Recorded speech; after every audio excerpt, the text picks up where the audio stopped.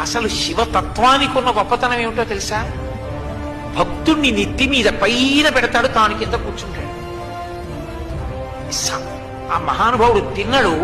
ఆయన భక్తిని తక్కువ చేసి మాట్లాడడానికి వీల్లేదు. అంత గొప్ప భక్తి తత్పరు. ఆయన యొక్క భక్తికి పొంగిపోయాడంతే శివుడు. ముచ్చి దొంగదండాలు పెట్టి స్తోత్రాలు చేసి బిల్వదళాలు తీసుకొచ్చి వేసేస్తే పొంగిపోతాడనుకోకూడదు. ఆయన అసుతోషుడు, దానికి పొంగిపోతాడు, కాదంటలేదు నేను.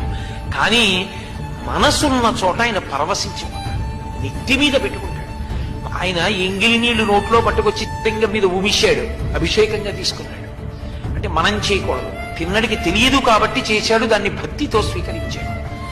కాలి చెప్పుతో శివలింగాన్ని తుడిచాడు, కూర్చగా అంగీకరించాడు. ఎంగిలి మాంసం ముక్క పెట్టాడు, నవ్యోపహారాయతి, మంచి ఆహారం పెట్టామని తినేశాడు. ఇంత పరవశ